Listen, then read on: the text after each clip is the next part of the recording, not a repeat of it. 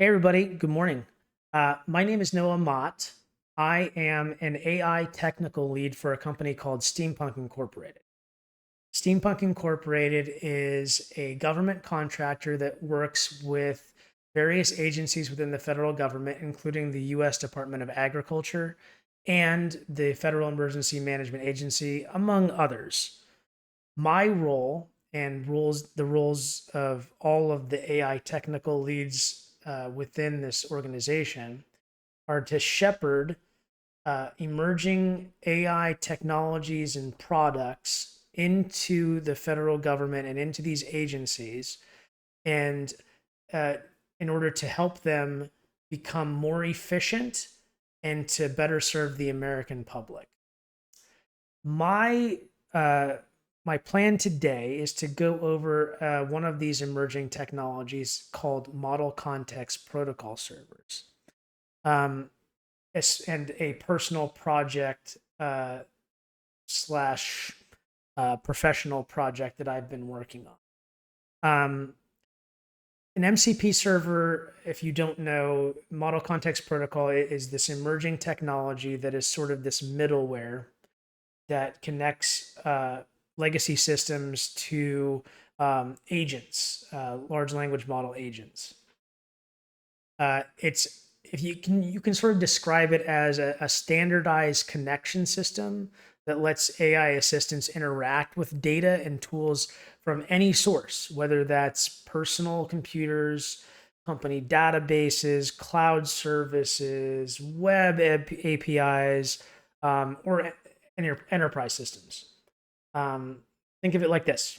Organizations and developers have information scattered everywhere in Slack and CRM systems, code repositories, etc. An MCP server acts as this universal adapter that gives AI assistants a consistent way to connect and work with any of those systems. So, for example, a company could set up an MCP server to let an AI assistant query their customer database and pull metrics from their analytics platform or search through their knowledge base. Um, the key point here is that MCP creates this standard language for these connections. Instead of building a custom integration for every AI and every data source, which would be a nightmare, developers can build one MCP server that any MCP compatible AI can use.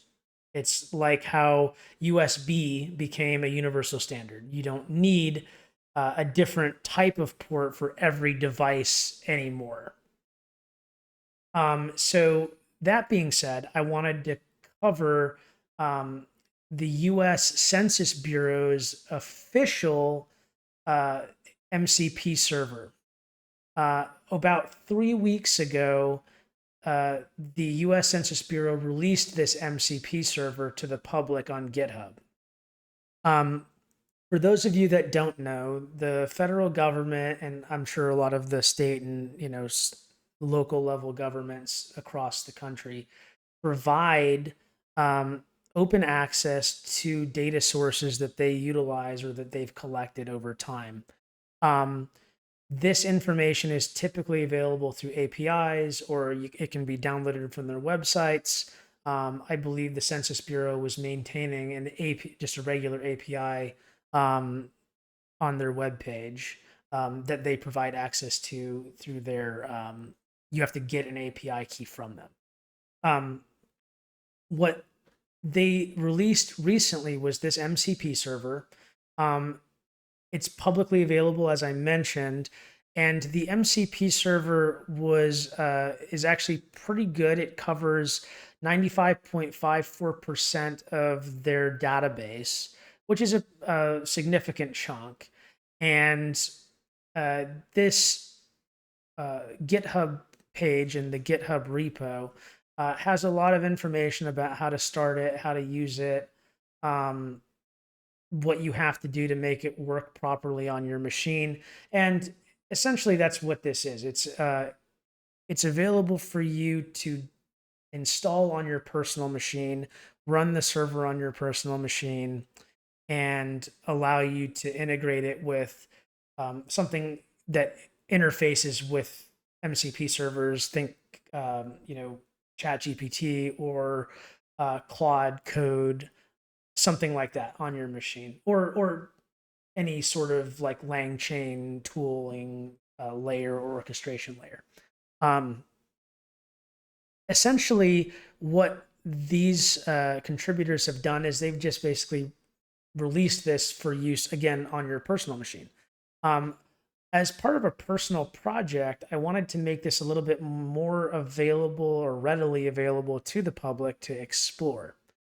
In order to do that, I went ahead and created a fork of this repository.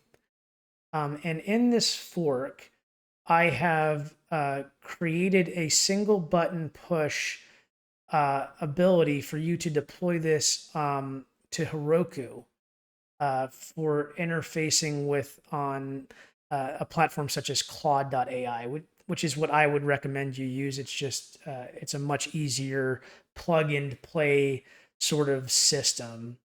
Um, what this does is there are some critical things that you need to have. You need to have, in order to make this all work together, you need to have a Pro Claude or Pro Anthropic account to access Claude.ai and to create custom connectors, which I'll show you in a little bit. You need to have a Heroku account in order to deploy this. And you need to go and get your API key from the US Census website, which you can find here and in a couple other places on the repos README. But I wanted to show you how this sort of works, and I wanted to show you a use case that I ran through this. So let's just get started on how to get it all set up and how to actually deploy this. And I'll show you just kind of how simple it is. So when you come into the README, and there is a PR that has been pushed to that official repo, but for right now, this is just on my fork. If you click deploy to Heroku, it will open up this page where you can create the remote server. And it's pretty cut and dry about how you go about it. You would come in here and you would name it. We'll call this one My Census App. We'll see that that is available. And then we'll come down here and you'll see that there are a couple different configuration variables that you can add to this. There is a required variable. You have to add this API key, which you get from the web page, which is all, and it's also here, so just in case you can't find it. And then there's also, this is a very important one as well. So you can use the light database seeding, or you can use the full database seeding for this MCP server.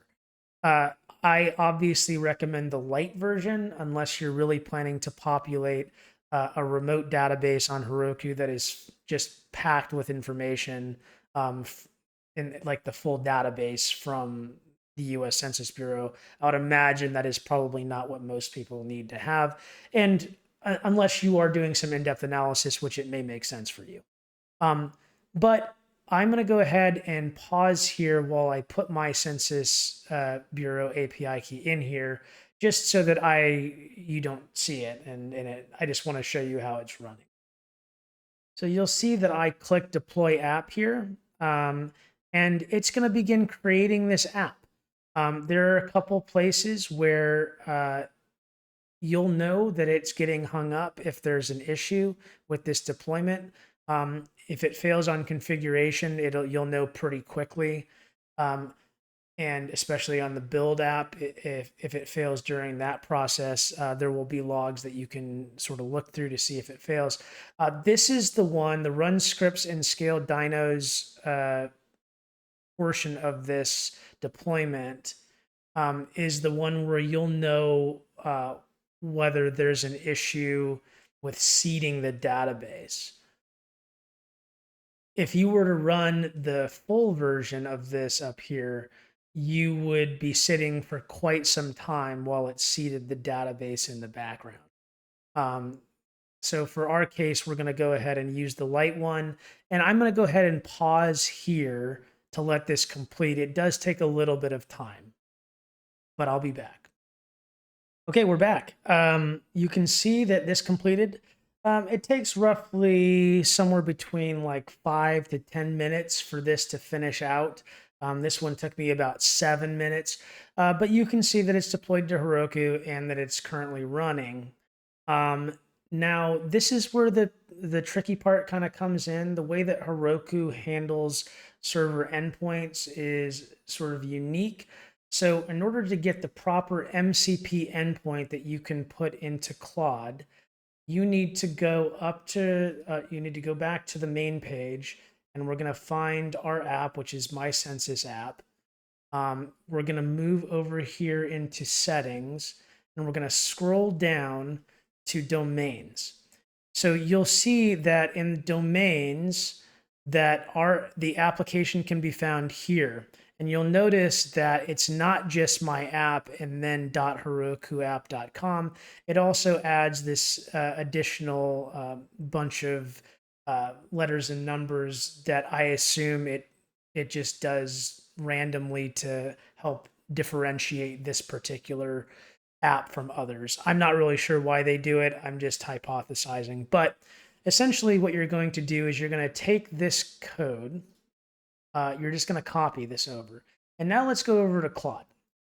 So in Claude code, there are different connectors that you can connect to Claude AI to help it sort of operate. You'll see that I have web search turned on. I'm actually going to turn that off for this particular case. You'll see that I have a couple of different MCP servers that are already sort of connected, as well as these other connectors that are official connectors that Anthropic is working in partnership with Google to make these operate. In any event, if I want to add a custom MCP server to this, what I do is I go to Add Connectors, and then I go to Manage Connectors. And down here at the bottom, there's an area where you can add a custom connector. So this is old, so we'll remove. But if we click Add Custom Connector, we'll put Census for the name. It doesn't matter, it's just whatever you want to call it.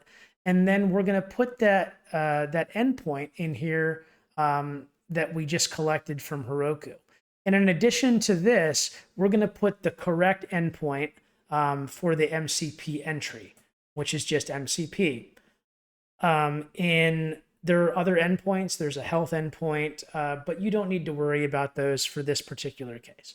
So once that's done, you can click Add, and it should automatically add it. And you can see it quickly configured it, and it put it or it quickly connected and was able to basically allow you to see what's in it.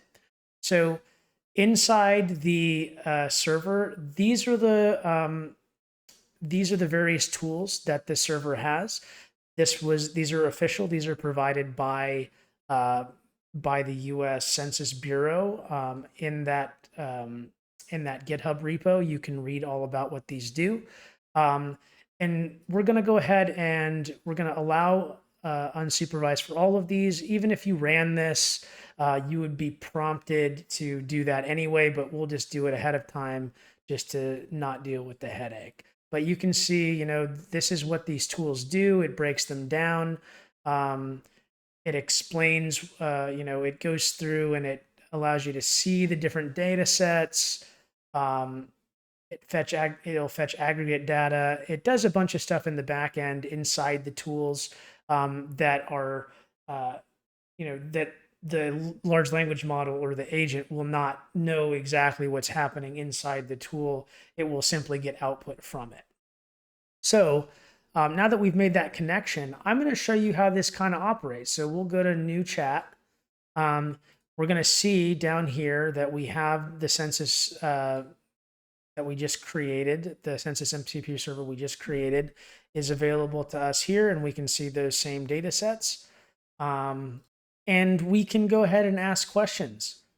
So what we can do is, I have a question that I've already built out, and I'll sort of explain why it was written the way that it is. So I'm getting it very specific instructions to only use the census data and tools in the MCP server connector that we've already connected to it. And I want to know how education attainment in the US has changed over time and across regions of the country by income level. And I want it to give me a visualization. Um, and I had to add this additional one, this additional instruction, because what I've noticed with this, with some more recent versions of Claude, is that when you run a command without something like this, it will sometimes call Python code, or it will attempt to call the API directly from or the API for the Census Bureau directly through a curl command, as opposed to using the tool, which I don't want it to do. So this is the instructions that I'm giving it, and I'm going to go ahead and run this. And if it starts to go cattywampus and it starts taking a long time, we'll pause it and we'll see what happens. But I just wanted you to kind of see how the tools operate and how this operates in this interface. So you see that it's going to go through and it's going to list the data sets. And you'll see it call back from that tool, and it gets information from that tool. And it will go through its process. It will look and analyze this specific survey. It realizes that's the one that I want it to get based on my question. It begins fetching aggregate data, and you can see it's getting responses. And it's going to continue to do some fetching to get data back and forth, or to get data into the context window here in this client from that MCP server. You see that because I asked for over time, it needs to go back and pull data from 2015 to do some comparison. And now it's creating this visualization for us now that it's gotten all this data.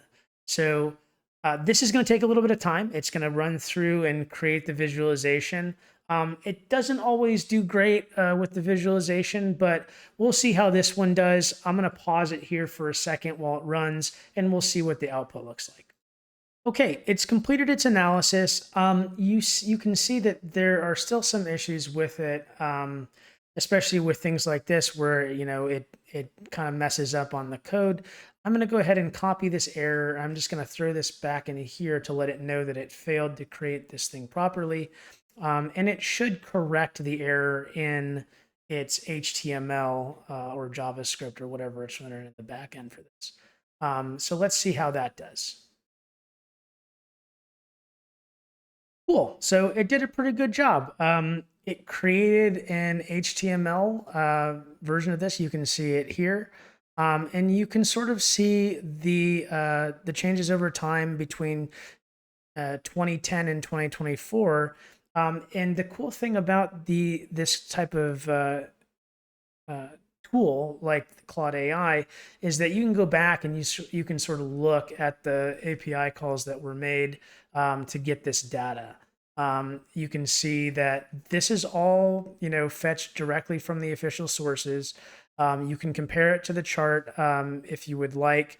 I found historically that this does match what does come in from the API, or from those tools. So this is likely to be accurate, though I would, in an official capacity, I would probably double check just to make sure.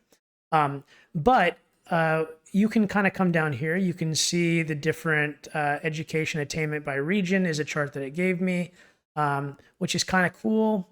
Poverty rates by education level across regions, also really kind of neat. As you sort of look at different regions of the country, you can see that poverty rates, as an aggregate against populations that have high school graduate, some college, and bachelor's degree plus, you can see that according to this, this sort of shows that poverty rates sort of decline as a function of as aggregate education attainment sort of looks. Now, whether those are related to each other, you'd have to do some further analysis. You'd have to do some real data science, not just look at these numbers. But it is kind of interesting to see. And you can see national education attainment trends and how those are trended over time. It looks like since 2010, bachelor's degree or higher has gone up and high school graduation has improved. So if you thought that perhaps, education was getting worse in the country, this is information from the Census Bureau seems to be indicating that it's actually going up, which is a good sign for the country. You also get a couple of different, distribution level charts. It's surface level. And again, this is very basic. This is a very basic instruction that I've asked it to do here. You can do much more complicated stuff. And within an MCP server, you can have it generate these types of diagrams and charts automatically as a tool, which is another kind of neat functionality of an MCP server. For example, you might, for example, have a specific way that you need a document formatted, and you might have docx as in a function call that is wrapped in a tool for an MCP server, and that is designed to format things in a very specific way for a report that you're writing. And that would, in theory, craft the report the way that you wanted it to be reported in the format you wanted, just using data that you had pulled in. So again, this is just a sort of a high-level example. It gives you some key insights that are somewhat interesting. It just depends on what kind of question you're trying to ask. But the important thing here to note is that this was done using an MCP server, right? We loaded in the MCP server, the official one. We connected to it. We asked questions, and we got results back using official data from the U.S. Census Bureau. So as I mentioned before, this is available. The local MCP server downloader is available from the GitHub repo from the U.S. Census Bureau. And you can also, that's this one, just so you're aware, it's here at this webpage. So that's the locally deployable one. And then in addition to that, and hopefully they add my PR to this, who knows if they will, you can see it's in here as a PR. But if you were to go back to my repositories and you went to my public repositories, you would see that additional button that is available to you to deploy to Heroku. Again, you do need access to the pro account of Claude. You do need access to Heroku, so you have to have an account with them, and you have to get this API key. But once you have all three of those, it's pretty much straightforward as it gets, and those are pretty easy to attain if you are willing to pay the money to use them. You can also do this with open source tools. There are obviously open source tools that are available to you to plug into. You can, obviously deploy it locally if you want, like I said, which won't cost you anything. You can also use different open source tools. You don't have to use Claude.ai. There are others. You can use ChatGPT if you can figure out how to make connections easily there. Or you can use other platforms, and you can use things like LangChain as well to interact with it. So pretty exciting. Very excited to see that there was this official MCP server provided by the U.S. Census Bureau. Really neat to see the government kind of moving towards MCP as an interface layer for the public. So with that being said, I'm going to pause the recording here and stop it. And I hope you have, I hope this was informative, and I hope you have a good rest of your day. Thanks a lot for your time.